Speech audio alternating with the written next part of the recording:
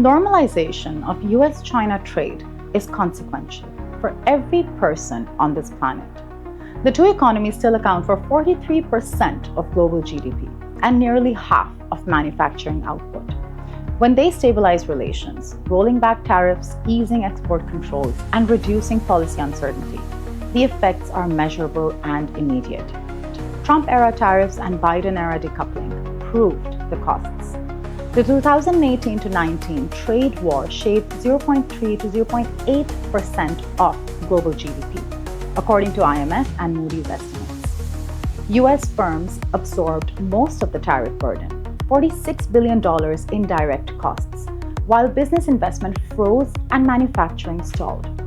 Rhodium Group modeling showed full decoupling would cost the United States $190 billion in annual GDP by 2025 from trade alone, plus up to $500 billion in one-time FDI losses and tens of billions more in aviation and semiconductor output.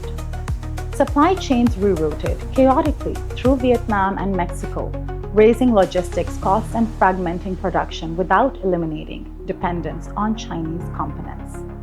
Normalization and more cordial relations reverse this. Bilateral trade, which hit a 2025 deficit of roughly $202 billion after sharp declines, would stabilize rather than collapse.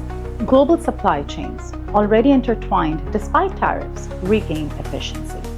Electronics, autos, and pharmaceuticals see lower input costs. American households gain from restored price discipline on consumer goods. Exporters in the Midwest and Pacific Northwest regain predictable access to the Chinese market. U.S. firms avoid the sunk costs of China's +1 duplication. The global dividend is even larger. Stable U.S.-China flows anchor commodity prices, reduce energy security risks in the Strait of Hormuz and beyond, and prevent the 0.3 percentage point growth drag the IMF warns will likely accompany renewed friction. Developing economies escape the collateral damage of rerouted surpluses and tariff diversion. They get cheaper intermediate goods, steadier investment, and less pressure to choose sides in a fragmenting trading system. Competition cannot disappear, and it should not. Technology, subsidies, and security remain flashpoints, but normalization can channel rivalry and healthy competition into arenas where scale and complementarity produce gains as opposed to losses. In an age of slowing global growth and fragile supply chains, that is the only realism that adds up. The alternative, perpetual decoupling, has already been road tested.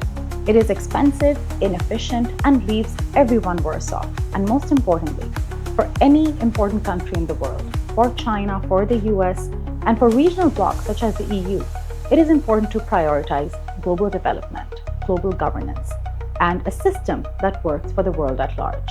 And this is what the two biggest countries in the world, the two largest economies in the world, should also be prioritizing.